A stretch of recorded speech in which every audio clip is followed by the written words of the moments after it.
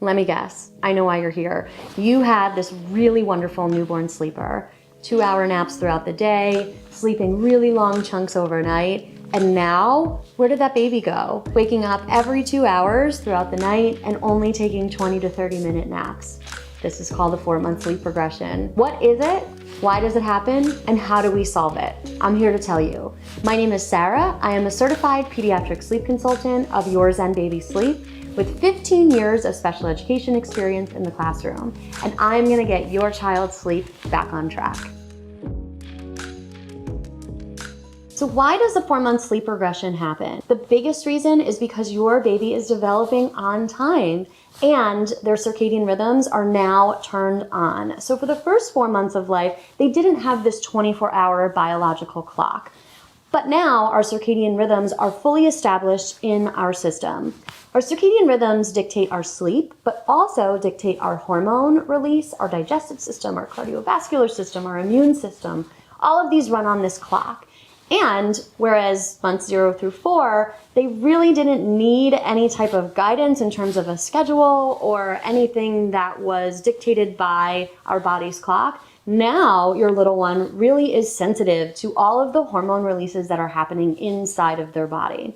So if you take a peek at this chart, you'll see that at certain times on the clock, our body produces sleepy hormones. This is somewhere around 8:30 to 9:30, somewhere between 12 to 1, again between 3 to 4, and finally, bedtime is gonna be between 6 and 8 p.m. So at these times on the clock, we know that our body will be surging sleepy hormones. And this is the best time for our little one to fall asleep, stay asleep for a really long nap, and be well rested so that they continue to take really great naps throughout the day.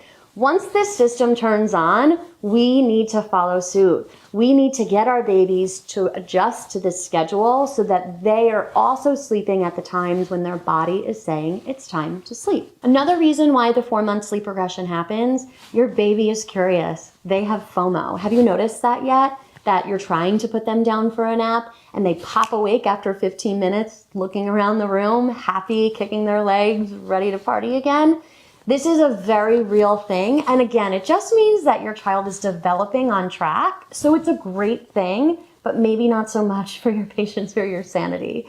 So we know that baby is curious. We know that baby is gaining some intelligence. And we also know that baby is meeting lots of milestones and developing a lot intellectually and physically in their body. All of this is the perfect storm for not necessarily wanting to prioritize sleep in their body. Their development will affect sleep, especially if they are not yet sleeping independently. Which brings me to the third reason why your child is going through the 4-month sleep regression. The third reason, they don't have any independent sleep skills and they need them. This sometimes is baby's way of saying, Mom, Dad, I'm ready. I'm ready to be taught how to sleep independently. Because before, when you used to rock me to sleep and place me in the crib, I was able to stay sleeping. I was able to stay asleep and not wake up and not worry about where I was or whose arms I was in the middle of a sleep transition. And now they're very aware when they do transition at about the 30, 45-minute mark through their sleep cycles, they're aware that they're not in your arms. So what they want to do is get back in your arms, and that's why they're waking up looking for you. So how do you solve the 4-month sleep regression? I am going to give you 6 ways to get your little one's sleep back on track. And the first thing that we're gonna start with is implementing a schedule. So there's a lot of rhetoric out there about wake windows, right? So this idea that your child is up for 75 minutes and then you need to put them in the crib to take a nap. I'm gonna give you an alternative to wake windows because sometimes babies go through the 4-month sleep regression because they are really sensitive to the biology of their sleep and don't necessarily need to just use wake windows. They really need to be sleeping on a set schedule at those times on that chart when we know their body is producing sleepy hormones. So what I want you to try is establishing a schedule where they are napping at the same times every day. If your baby is still pretty predictably napping 4 times a day, even if they're 30 to 40-minute naps, I want you to start out with a 4-nap schedule. And you can see examples of that schedule here. If your baby seems like they do better with 3 naps and are pretty typically taking 3 naps a day, I'd like you to start with the 3-nap schedule. And you'll see that as they go through their 4th month into month 5, they are definitely going to be taking an established 3-nap schedule that is going to align with their body's biology and not necessarily using the concept of just sleep pressure or wake windows. The second thing to keep in mind with the 4-month sleep regression, this is your baby's way of saying they need to shift their bedtime earlier. I know this might produce some type of panic in you because, oh my gosh, they're already up every other hour. Does a 6:30 bedtime mean they're going to be up at 3 o'clock in the morning ready to go for the day? It actually doesn't. So there is some science behind this. An earlier bedtime, somewhere between 6 and 7 p.m., is necessary for children under the age of 12 months because this is when the body produces the most amount of sleepy hormones, and this is the time when your child is going to get into that deep non-REM sleep. Deep non-REM sleep at this hour is actually going to translate to longer stretches of sleep throughout the night and is also a solve if you are dealing with any early morning wakings. Don't be afraid to shift their bedtime earlier, and be sure to try this for about a week or 2 so your baby's body can adjust. The third thing to do for the 4-month sleep regression, which I bet if you're on this page, you've already established, but it's worth talking about. Establish a solid sleep routine. So it doesn't have to be long, it doesn't have to be lengthy, but your baby at this age developmentally understands sequencing of events. So they know when I take a bath and then I get a massage and then I put my PJs on and I hear that sound machine, sleep is coming. So establishing the routine in the same order every day is going to really help them with cueing in their brain that sleep is about to come, and it will help them to go into bed a little bit easier. For nap time, you can do a same version of this routine. You don't need to include bath. It doesn't need to be lengthy, maybe about 5 to 10 minutes before you put the baby in their crib. So the fourth thing to do to solve the 4-month sleep regression, I want you to make sure that your environment is really sleep inducing. So again, if you're here, I'm sure that you've already added some of these elements to your room, but I want to be really specific and I want to get nitty gritty about this. I want your sound machine to be on, but I want it to be pure white noise. I don't want ocean waves and I don't want rain sound. At this stage of development, that can be very stimulating to the brain and it can cause the brain to turn on if your baby is listening for lullabies or oceans or any variation in tone.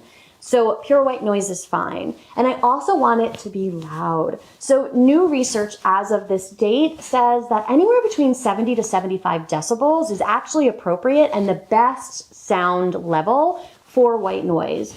Disclaimer, this is a pretty loud decibel level, so you can always go off the previous research, which is about 50 to 60 decibels. But either way, most families probably have their sound machine too quiet and the baby is too distracted by noises in the room if you are room sharing or other noises in the house. Finally, what I want you to do is get the room cave-like dark. I can't stress this enough, and this is so important for naps. When you walk in the room and put the baby in the crib, I don't want you to be able to see your hand in front of your face. Whatever that means for you to make this environment happen, even if it's getting one of those hefty duty garbage bags, those construction bags, and like thumbtacking them to the window, that's what I want you to do because your baby is really, again, remember, curious, stimulated, FOMO, wants to see what's going around. If the environment is not dark, they're going to latch onto the fan above and they're just going to want to watch it. They're going to want to analyze it. And also a dark room can induce more sleepy hormones. So if you're putting the baby down at the right time and their body's already naturally producing melatonin, the dark room will also continue to produce that melatonin in greater levels. The last way to solve the 4-month sleep regression. Okay, take a deep breath, mama. I need you to put your baby in their crib awake. Okay, so what does this mean? It's going to look a little different from what you've been doing up to this point in time. So most of the time when we have our newborns, we are rocking and we're feeding and we're soothing in lots of different ways to sleep, and that is all good. However, if you're really struggling with their sleep and it's not sustainable for you anymore at this point in time, it is time to make changes, and your baby is telling you that they're ready. So this is where we need to teach the skill of independent sleep. The best way to do that is put the baby in the crib awake. Throw drowsy but awake out the window. I don't really love that advice from 4 months and up because it's very subjective. We can't really tell if the baby's drowsy, if the baby's really half asleep, if the baby's actually fully asleep.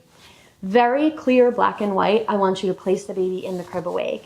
And from this point, that's when you choose some type of crib side soothing or some type of sleep training method in order to assist them to sleep.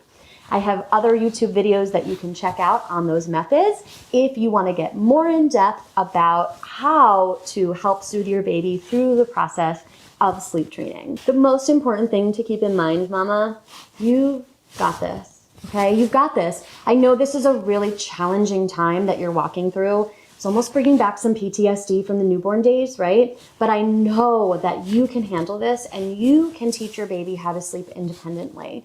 You are their best advocate and you are their best teacher, and healthy sleep is going to be so good for their development and for your family as a whole. Once again, my name is Sarah, and as a certified pediatric sleep consultant who has helped over 350 families get more sleep, I really hope that you found this video helpful. Leave a like to let me know that if you found this helpful. Make sure that you subscribe to my channel, and don't forget to turn on notifications so that you have the best sleep content coming your way the second that I post. From my living room to yours, thank you so much for watching.